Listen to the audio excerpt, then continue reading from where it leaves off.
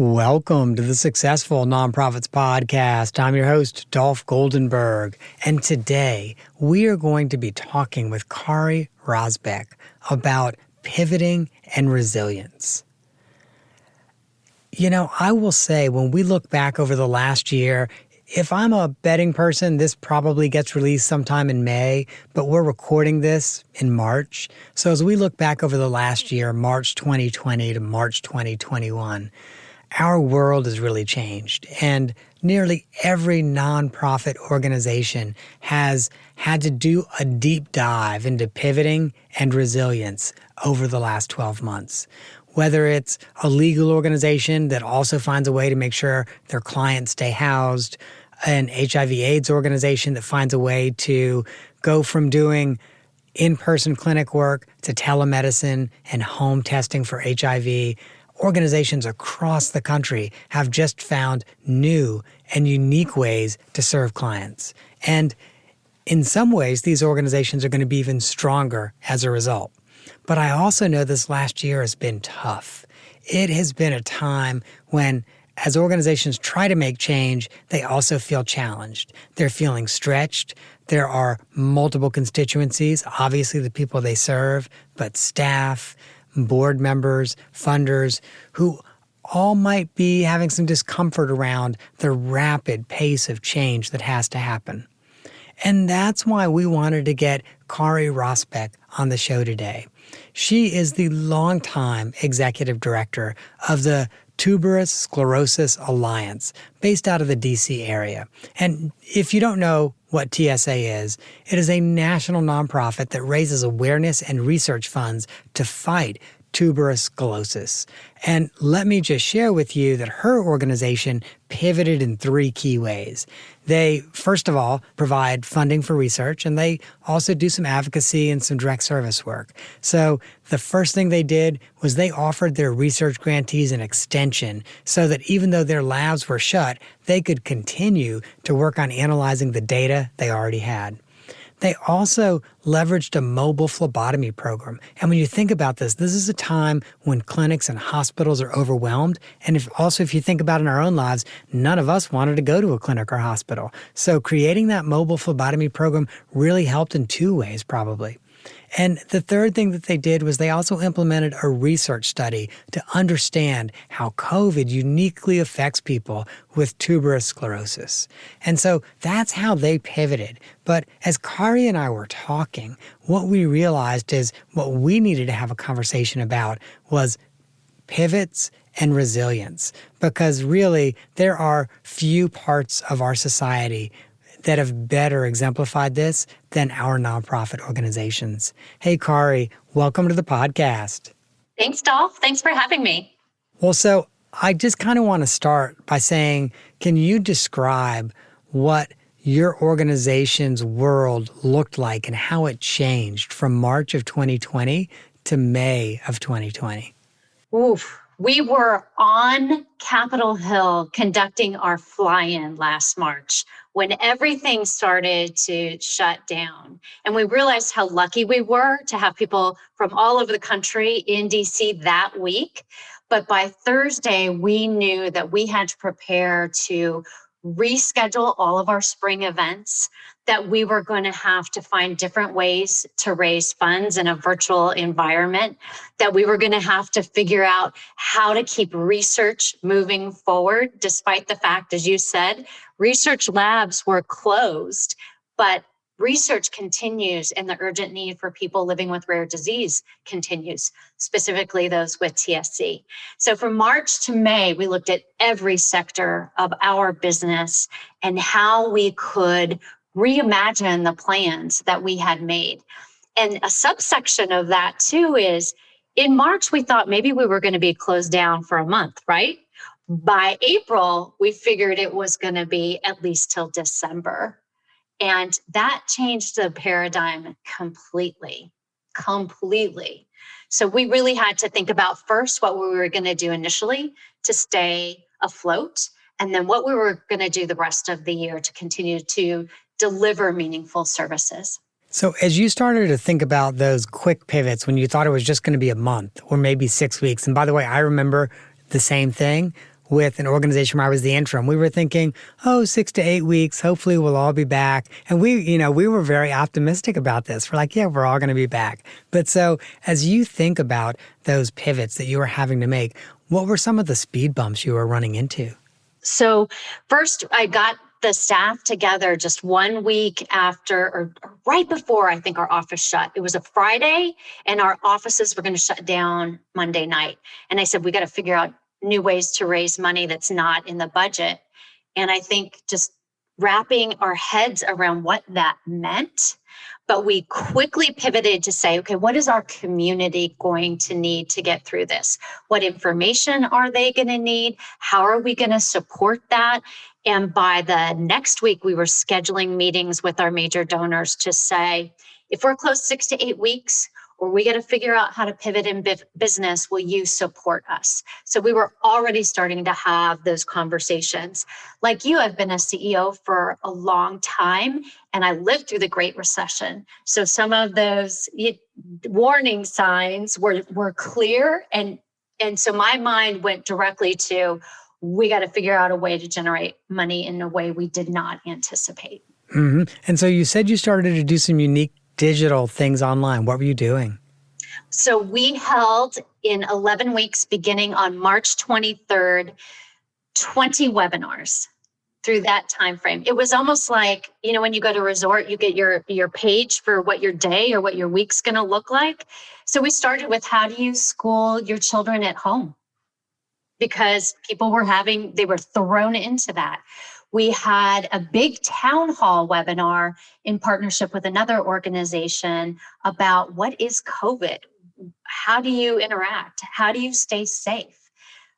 Surviving the pandemic.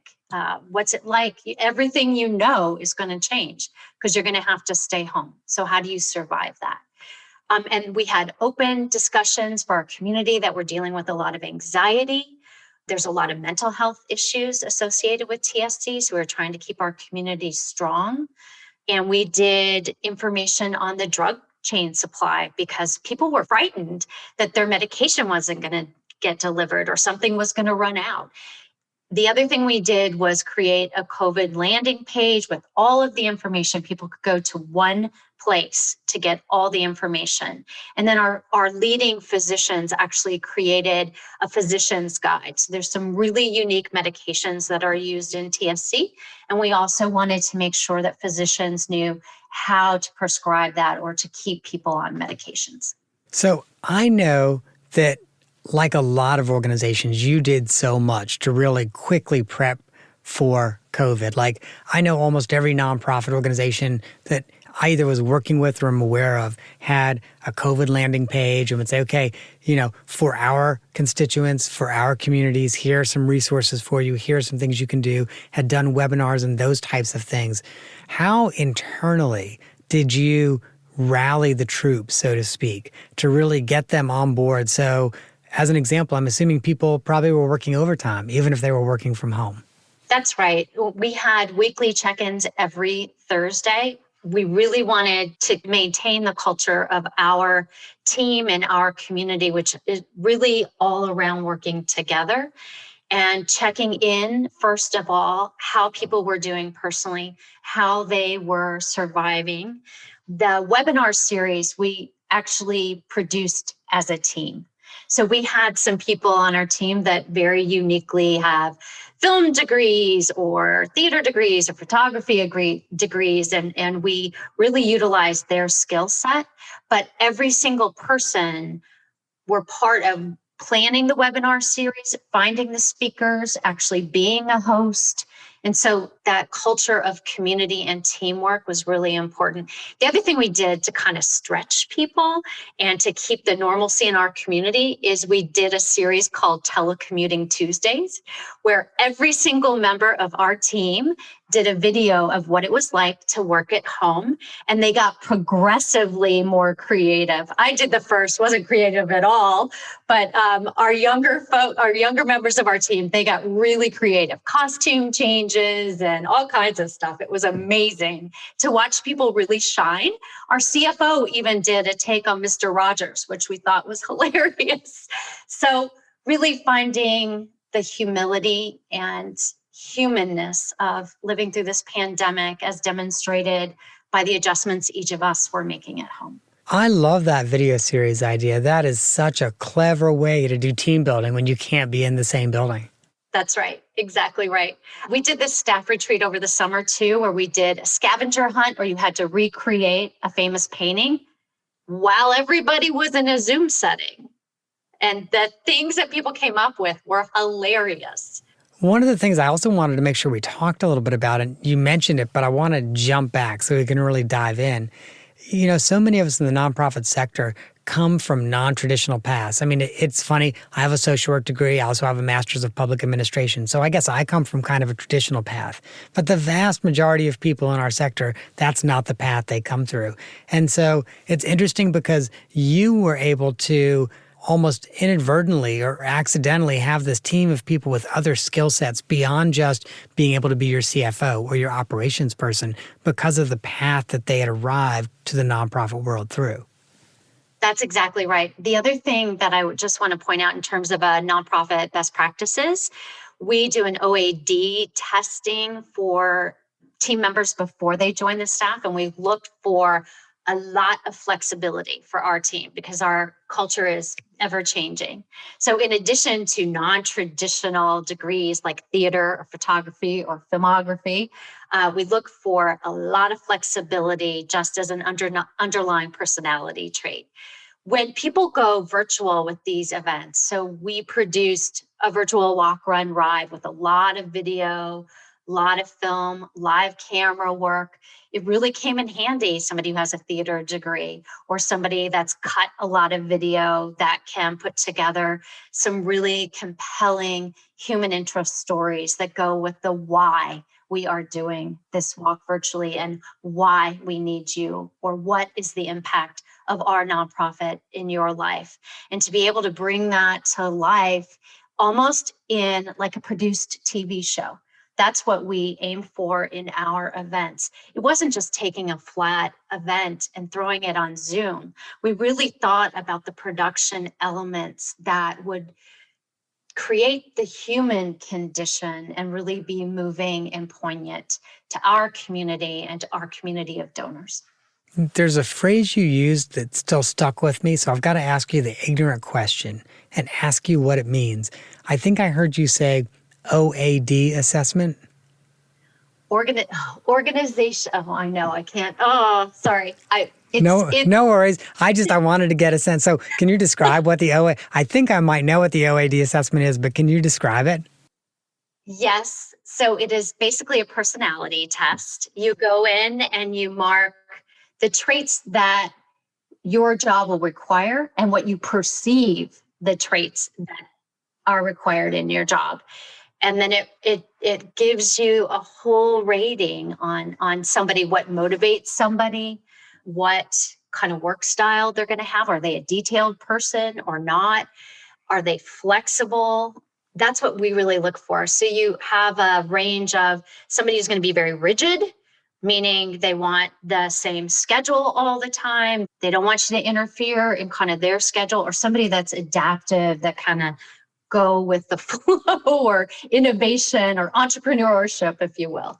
So it's not what I was thinking it was going to be. Okay, so it's kind of actually individual tests that each person takes. Yes, sorry. Yes, it's very individualized, but it shows you what motivates a person to excel in their work, or the things that are going to really irritate them.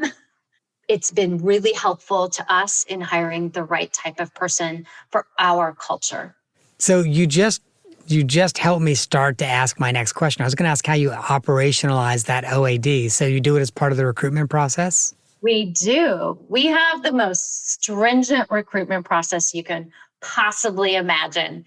So first of all, 9 times out of 10, we don't use a recruiter. We go through our networking. We post on sites that are applicable to whatever type of job. So if it's a development job, we'll post on development sites. If it's a research job, we'll post on those appropriate sites. Or Indeed and LinkedIn are 2 sites that we regularly use.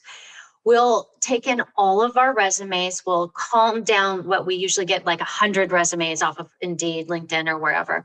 We will pare that down to about 25. We do 15-minute quick interviews with 5 key questions that really get to our culture and innovation and how they relate to people. Okay, hold on. I got to stop you there. Those 5 key questions, are they the same for every position, no matter what you're hiring for? No. If we're hiring for somebody in the community, it's more like, how do you handle conflict resolution? If it's somebody who is in financials, we'll say, how many transactions do you handle a month currently? So some of those are flexible, some are not. And so, I'm going to have to dive a little bit deeper in on this, Kari, because I nerd out on things like recruitment. So I'm really about to totally nerd out on you. Okay. So let's say you're asking me, how do I handle conflict resolution? Well, obviously, even if I'm not good at it, I probably know the textbook answer. So I then give you the textbook answer. Do you probe deeper? What do you do? Sometimes I do probe deeper if I think that something seems ingenuine. I will ask a more specific question. Can you tell me a little bit more about that situation and how that made you feel? And so then what did you do? Or how did you take that knowledge and apply it the next time you had a conflict resolution? But we do try to keep, it's like speed dating, right? We try to cut through the noise. We craft the questions so that we know immediately who's going to be a fit or not. We like to say something about their best job experience or something that really they're most proud of in a former work environment. That's usually one that we like to ask everybody. So we go from the 15-minute speed dating down to 1 hour interviews with 10 people that come out of that generally. And then we'll get down to 2 to 3 candidates. With those 2 to 3 candidates, they meet with our entire staff. They have to come in and do a homework project. So some kind of presentation that is applicable to the job they're going to be in. We want to put them in the job. So, Kari, but before you go there, I got to slow you down a little bit. So Okay. When you say they meet with the entire staff, paint what that looks like. So do they meet with the entire staff as part of presenting their homework assignment? Do they have one-on-one meetings? Are they on one side of the table and 18 staff members are on the other side of the table? Show me what that looks like. Okay. In a normal non-pandemic time, they would come into a conference room and all 18 of us would be there, and they would sit at the head. Well, actually, we'd let them decide where they wanted to sit. Generally, it's the head of the table, and we'll just spend some time talking, seeing how they fit in our culture. Ask questions about their prior work environment, some preset questions, but we really want to see what's the fit with the team. That's really important to us. The presentation will get at how will they do in the job. So, Kari, I'm going to slow you down some more. I'm not ready to jump right to the presentation because I got to ask you. So I think you said you've got 19 team members. So it's you, the candidate, and 17 other people. How do you then get feedback from those 17 people? Because I'm assuming in some way you want them to weigh in on this candidate. Of course. Yes. We'll do that after the candidate leaves. Well, that's good. Right. But you can almost feel it. Like there's a comfort level with people that are going to fit in our team. It's just a very natural exchange. My favorite question to put people on the spot is, if you were a candy bar, what would you be? I don't really care about the answer. I just want somebody who can think quick on their feet and give me a meaningful reply. That works every time. So I love that question.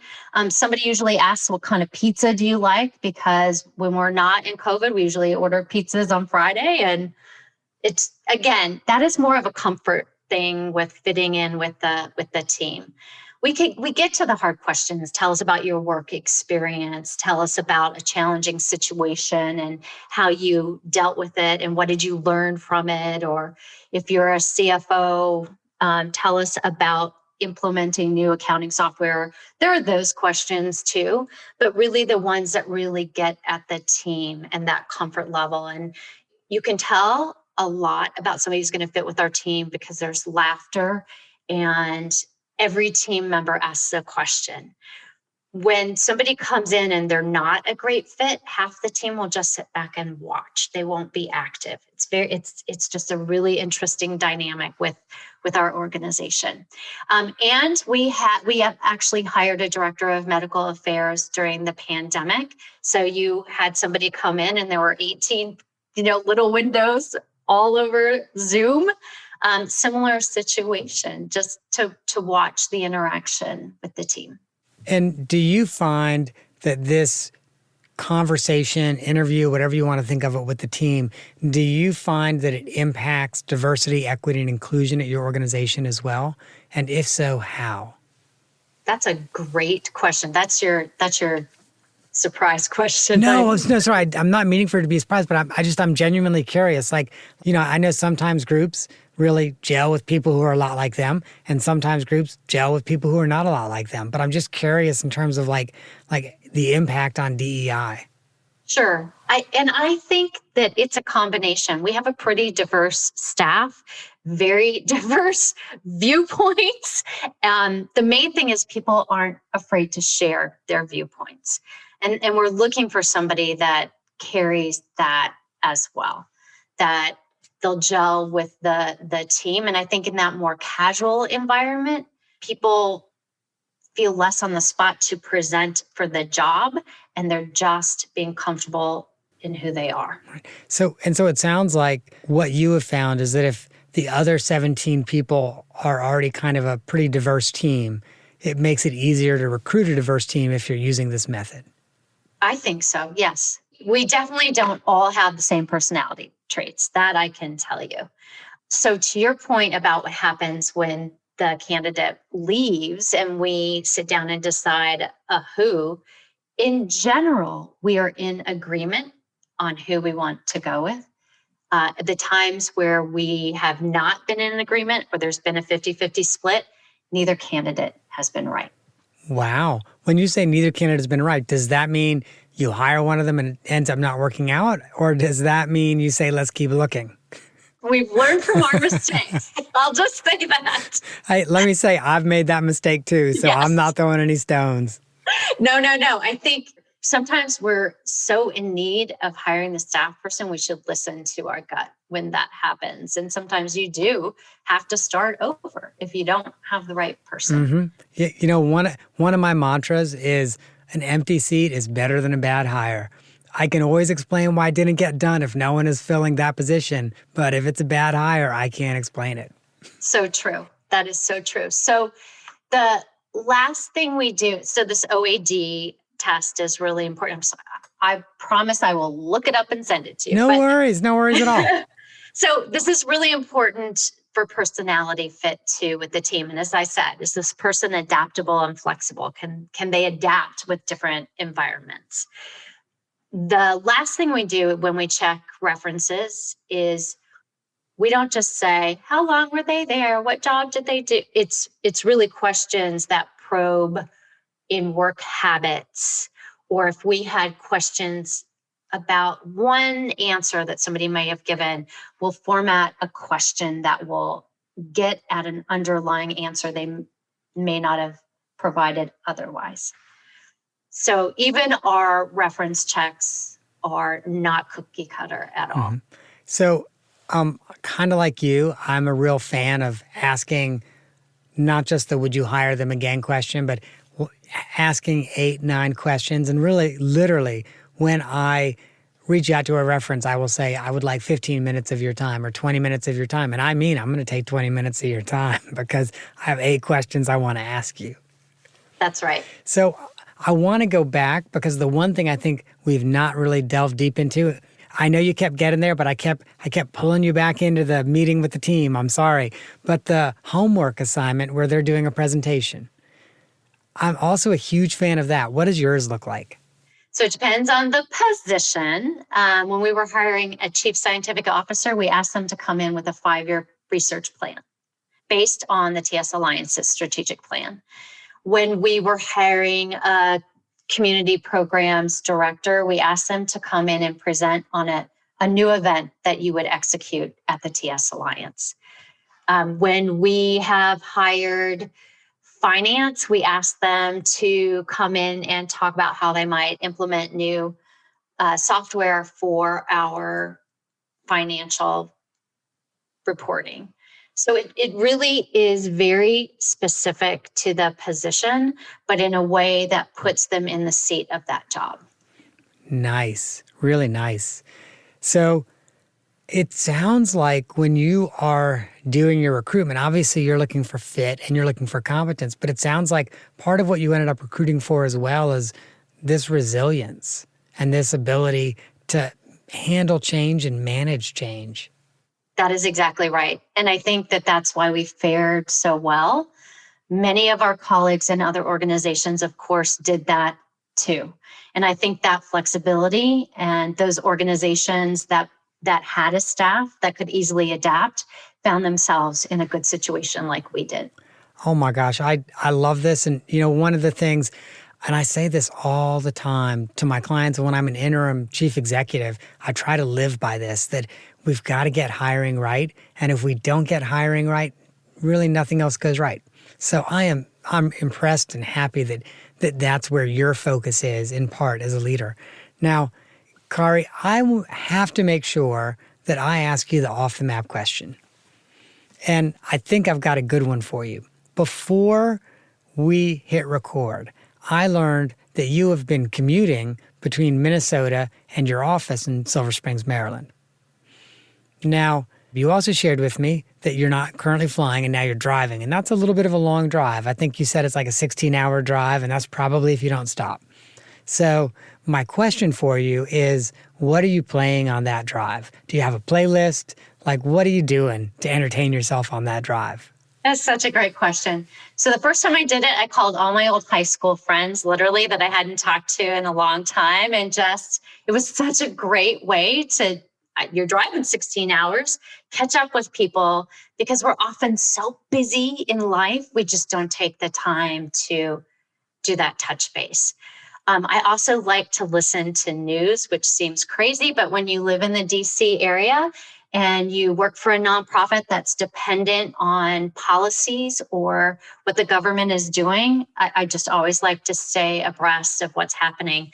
And the other thing is, I love to listen to 80s music because that's when I went to high school. And so I'll listen to the 80s as much as I can. That's awesome. Admittedly, I'm kind of in the same boat. I also went to high school in the 80s, and I create a new playlist every year. And last year, for some reason, there was a lot of Bruce Springsteen and John Cougar Mellencamp on my playlist, which is not something I actually listened to that much in the 80s, but it was kind of an 80s year for me last year. Yes, I can see that. Kari, I'm grateful you came on. I do also want us just to spend a couple of moments and talk about tuberous sclerosis. So I'll be frank and say I was not aware of tuberous sclerosis until I did research for our conversation. So can you just share with our listeners what it is? Tuberous sclerosis complex is a rare genetic disorder that causes tumors to grow throughout the body. So the brain, heart, kidney, liver, lungs, skin. It is the leading genetic cause of epilepsy and autism. It impacts people completely differently, even identical twins. And so part of our research is understanding why TSC is so different person to person. And we have an opportunity to really engage in personalized medicine to make a difference in every single individual's life. Thank you so much for sharing that, because again, I knew nothing about it. And I actually ended up spending, I think, probably like 45 minutes of your website reading about it, reading real stories, and finding out what your organization is doing from both a research and a service perspective. So thank you for what you're doing. And thank you so much for coming on today.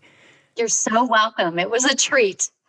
Listeners, if you want to find out more about tuberous sclerosis and the work that they are doing, go to tsaalliance.org. At that website, obviously, you can find out more about TSC. You can also find out about the Alliance's research, what they do to support, inform, and educate the community as well. It is well worth the 15 or 30 minutes that you might spend at the website to just learn a little bit more. And if you have found today's conversation useful. And it's interesting because initially I thought it was going to be a conversation about resilience and pivoting, and it turned out it really was a conversation about hiring for resiliency so that you can pivot. But if you found today's conversation useful, I really think there are 2 episodes you should check out. One is episode 89, Conflict Can Be Good for Your Organization, with Nate Regier. And the second is episode 129, the No Bricks, No Mortar, 100% Virtual Nonprofit, with Barbara Van Dalen. That, listeners, is our show for this week. I hope that you have gained some insight to help your nonprofit thrive in a competitive environment. And I've always got to give you the disclaimer. I'm not an accountant nor an attorney, and neither I nor the Goldenberg Group provide tax, legal, or accounting advice. This podcast is for informational purposes only, blah, blah, blah, blah, blah, blah, blah, blah, blah, blah, and should not be used for tax, legal, or accounting advice. If you're still with me, you heard the blahs.